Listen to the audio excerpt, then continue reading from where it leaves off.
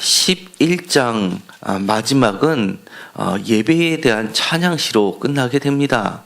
이는 만물이 주에게서 나오고 주로 말미암고 주에게로 돌아감이라. 그에게 영광이 세세 있을지어다. 아멘. 이라는 이 찬양시는 초대교회에서 굉장히 오래된 찬양, 예배에 사용되었던 예배 노래입니다.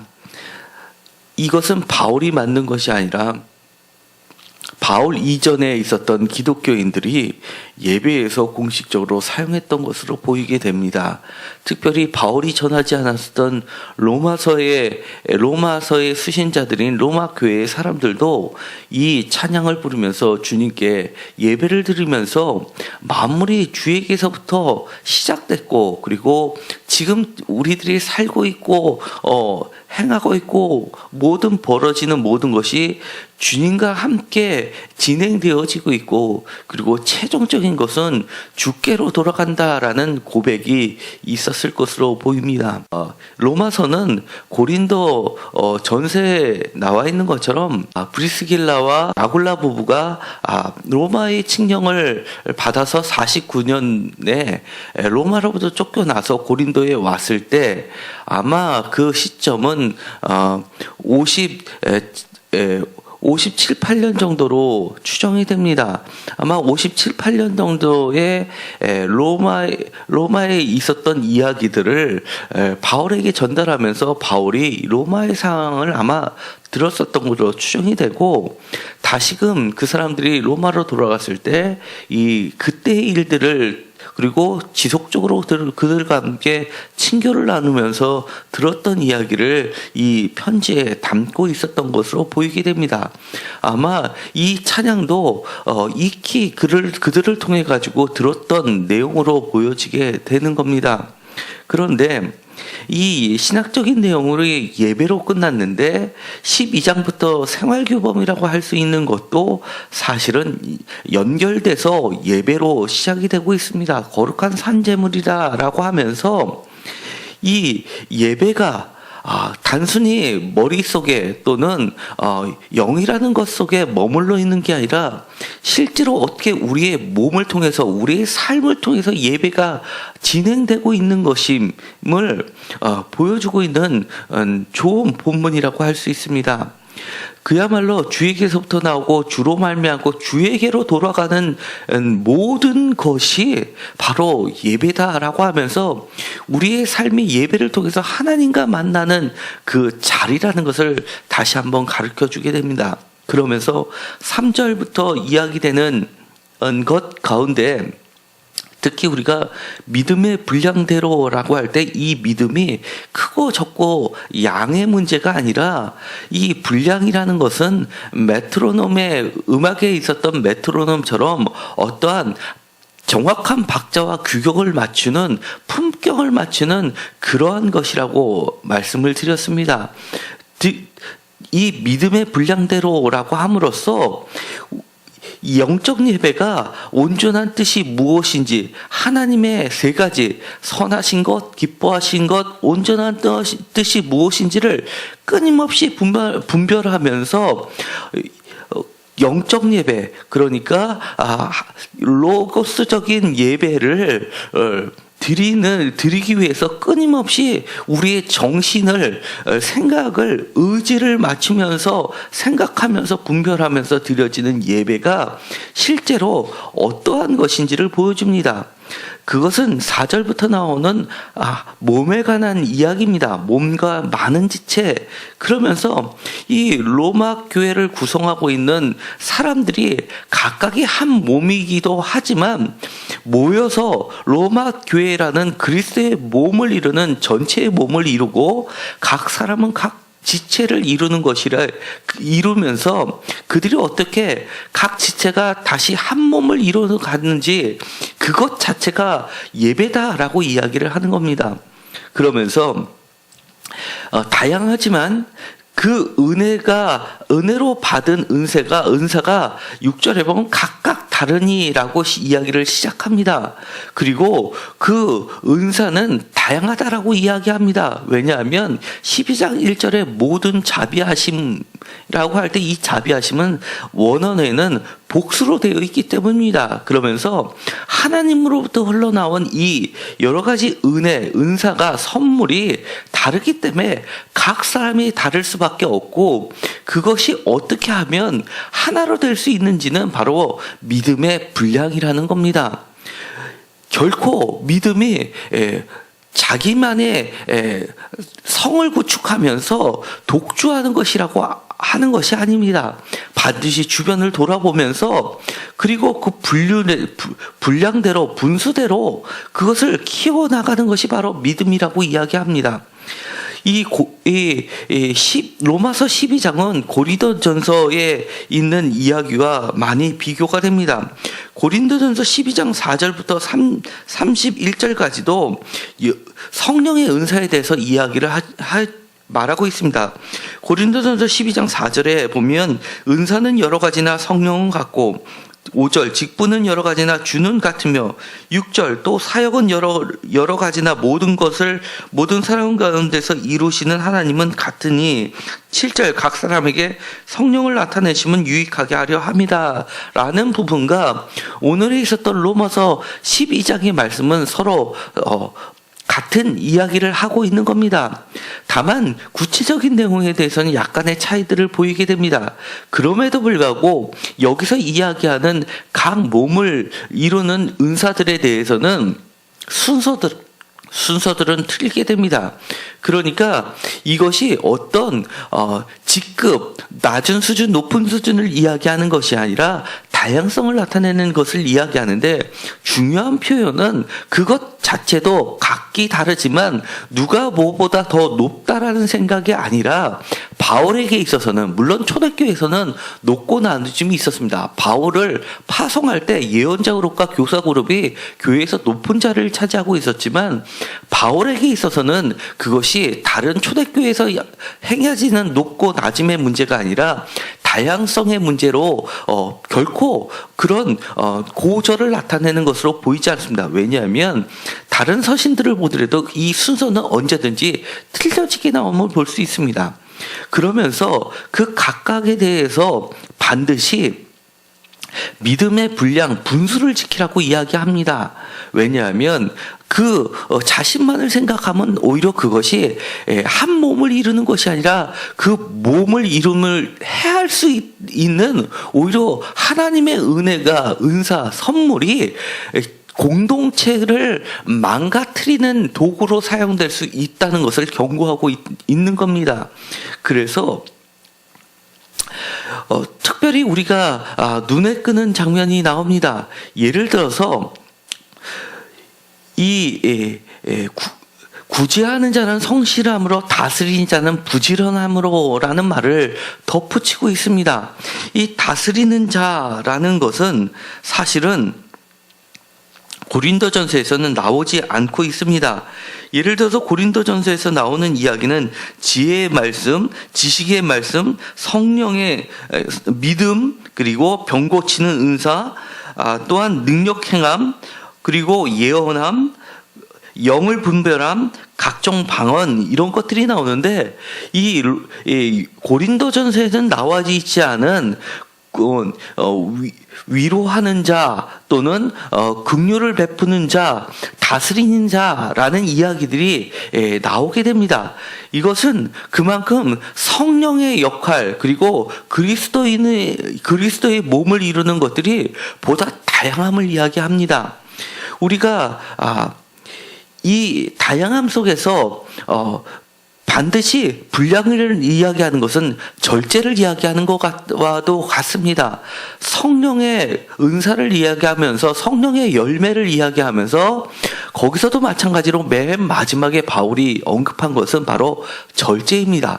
그렇기 때문에 이 공동체를 이룬다는 것은 다시 이야기하면 그리스도의 몸을 이룬다는 것이 몸을 이룬다는 것을 말하는데, 거기에는 반드시 서로를 돌아보는 사랑이 개입되어 있음을 이야기합니다.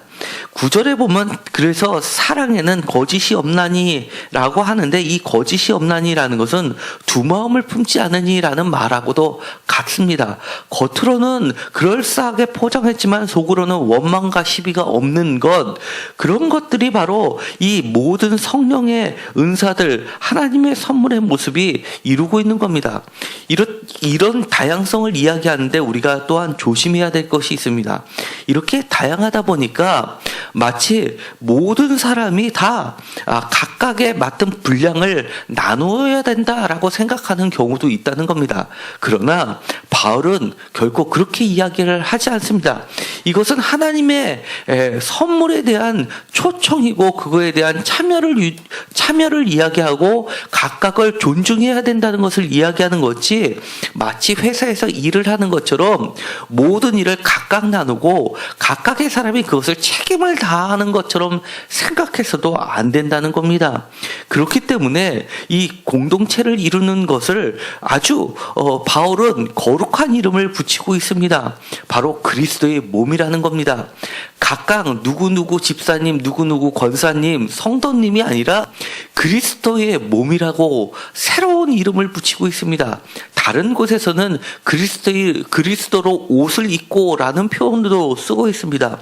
우리의 각각의 모습들이 가려지고 가장 만물 위의 주인이 되시는 그리스도의 몸으로 우리가 바뀌어지는 과정이 바로 예배의 과정이고, 예배가 삶 가운데 흘러나와서 구체적으로 실현되는 것, 그것이 바로 그리스도의 몸으로 바뀌어지는 살아있는 예배가 된다는 것을 이야기합니다. 우리가 좀 더 살펴보는 것들이 있습니다.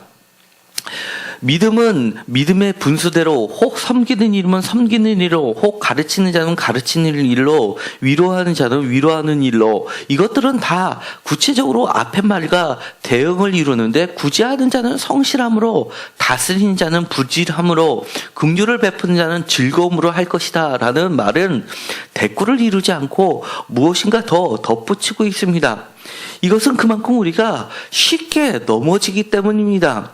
구제하는 자는 성실함으로 하지 못할 경우도 있게 됩니다. 또한 다스리는 자는 자꾸 다스리려고 하다 보니까 본질은 뒤로 빠지면서 게을러질 수가 있습니다. 긍휼을 베푸는 자는 이렇게 베풀다 보면 왜 나만 항상 베풀지라고 생각하면서 원망이 생길 수도 있다는 겁니다. 그러나 이 모든 것들에 더욱 즐거움과 부지런함과 그리고 성실함을 요청하고 있는 것입니다. 그만큼 이 몸을 이룬다는 것은 우리가 하나님의 선물로 각각 받은 것들보다도 사실은 더욱 우리가 힘써서 해야 될 부분이 있다는 것을 이야기합니다. 하나님께서는 우리에게 성실함도 부지런함도 그리고 즐거움도 무조건적으로 주신다라고 이야기하는 것이 아닙니다. 사실은 이렇게 다르게 이야기하는 것은 이것이 바로 우리들의 적극적인 반응이라는 것을 이야기합니다. 주님께서 주신 선물에 대해서 우리가 어떻게 반응을 함으로써 이것이 감사의 또 다른 형태라는 것을 이야기하고 있기 때문입니다. 그렇기 때문에 하나님이 주신 여러 가지 선물이 그만큼 소중하기 때문에 이 소중함을 우리가 어떻게 감사함으로 그것을 더욱 키워나가려고 애쓰는 것을 보여주는 겁니다. 이것에 나와 있지 않은 이야기 중에 고린도전서에 보면 방언의 은사 같은 것들이 나와 있습니다. 왜냐하면 이 로마 교회는 고린도 교회하고는 상황이 다르다는 것을 알려주고 있습니다. 이 고린도 교회는 오히려 영에 대한 은사들이 각 사람이 갖고 있는 것들이 강했기 때문에 예배를 드리는 데서도 영을 받았다라고 해서 각종 방언을 자신 있게 이야기하면서 다른 사람이 이야기할 때 자신들도 섞여서 이야기를 하는 것을 보면서 바울이 순서를 지키라는 이야기까지 합니다. 그 이야기는 하나님이 주신 선물이 때로는 심각하게 공동체를 해칠 수도 있고 그것만을 강조하다 보면 자신만의 의를 드러내는 율법과 달라질 게 없다는 것을 이야기하고 있습니다. 그런데 이 로마 교회는 그런 영을 강조하는 것은 아마 보이지 않았던 보다 아름다운 교회였었던 것을 보이게 됩니다. 그러나 이 고린도 교회에서는 보일 수 없었던 다른 문제들이 분명히 있었다는 것을 보여주게 됩니다. 이처럼 무엇인가 즐거움이 없었고 무엇인가 가르치는 다스리려고 하는 사람이 있었는데 부지런하고 모범을 보이는 사람은 없었고, 그리고 이렇게 성실한 자는 없었고 무엇인가 패를 가르면서 나눠지려고 하는 모습들은 많았었던 것들이 바로 로마 교회에 있었던 겁니다. 그렇다는 이야기는 하나님의 은사와 믿음이라는 것은 언제나 우리들의 삶 가운데 있는 구체적인 문제들을 적극적으로 개입하시는 하나님의 선물로 볼 수가 있는 겁니다.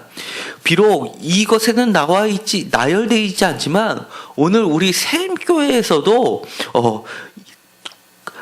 세임교회에서도 이 로마 교회나 고린도 교회에서는 볼 수 없는 문제들이 분명히 있을 겁니다. 그리고 세임교회뿐만 아니라 보다 작은 지체, 또 다른 지체이면서도 몸을 이루는 각 가정, 각 직장, 각 사업장에도 이렇게 로마 교회나 고린도 교회에서는 없는 문제들이 있을 수 있습니다. 그러나 그것조차도 그런 문제들조차도 주님이 주신 은혜를 사모하시면서 그것을 바꿀 수 있게끔, 그리고 우리가 참다운 예배를 통해서 그것을 회복시키고 그리스도의 몸으로 바꿀 수 있는 은혜를 허락해달라고 간구하고, 그것이 주어진다면 그것을 이렇게 부지런함으로, 감사함으로, 성실함으로 그것들을 그리스도의 몸으로 바꾸려고 우리는 노력을 해야 될 필요도 있는 겁니다.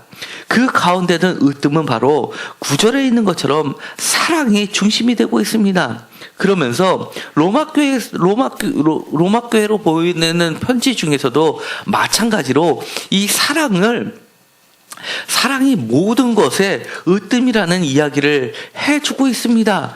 그러면서 이 13장에도 심지어 위에 있는 권세에게 복종하라라고 하는 것조차도 이 13장 1절부터 7절 그 앞뒤를 깔고 있는 것, 바로 12장 마지막에도 이 사랑에 대한 이야기를 하면서 악을, 원수를 갚지 말고 사랑으로 선을 이기라라고 이야기하는 것, 그리고 8절부터 13장 8절부터 이야기하는 것처럼 사랑의 빛에는 아무것도 비치지 말라라고 하면서 이 사랑하는 자는 율법을 다 이루었나라는 이 위대한 사랑의 이야기를 앞뒤로 싸고 있는 것은 모든 하나님의 은사, 믿음의 분량, 이 모든 것 가운데는 결국은 사랑이 존재하고 있다는 것을 말씀하고 있는 겁니다.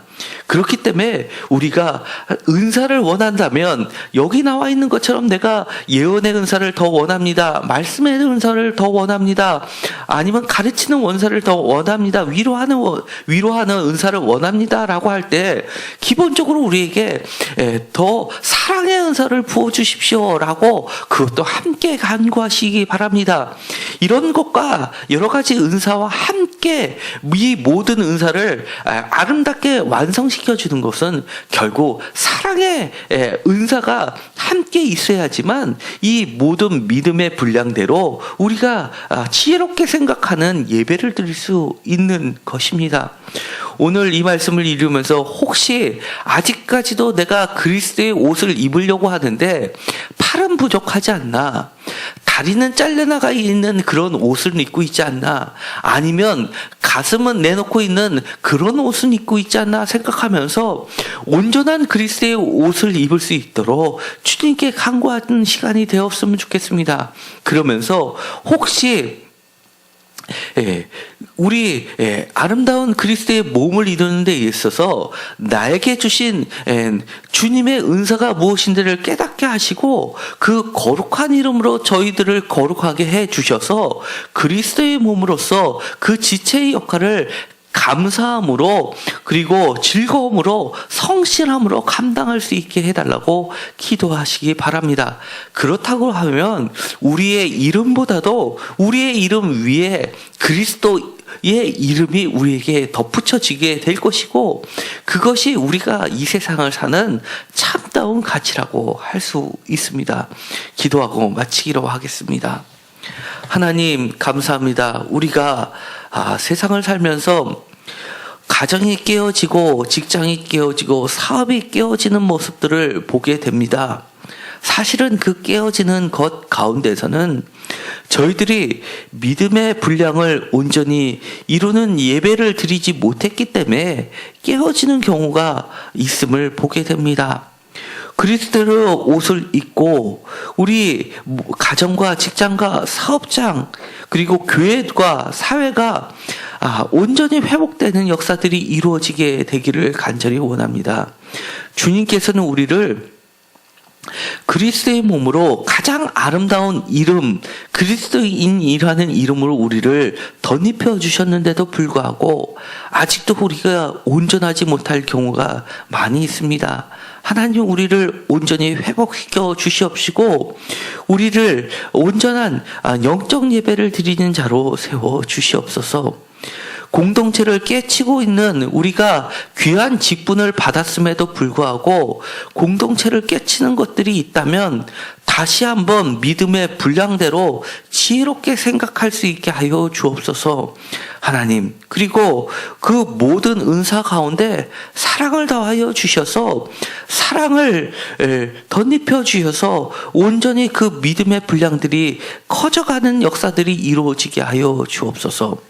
사실은 사업이 깨지는 것, 그것도 돌이켜보면 사람과 사람과의 관계가 깨지기 때문에 일이 깨짐을 보게 됩니다. 직장에서 문제가 생기는 것을 보면 사실은 나의 능력이 부족한 것보다도 사람과 사람의 관계가 틀어지고 미움이 싹 트고 원망이 싹 트기 때문에 그것들이 일이라는 것을 핑계 삼아서 서로를 아프게 하는 경우들이 보게 됩니다. 가정 또한 마찬가지입니다. 우리에게 사랑의 은사를 덧입혀 주시옵시고 이 모든 은사 가운데 우리의 믿음의 분량대로 거룩한 살아있는 예배를 드리고 회복되는 역사가 이루어지게 하여 주옵소서. 예수 그리스도의 이름으로 기도드렸습니다. 아멘.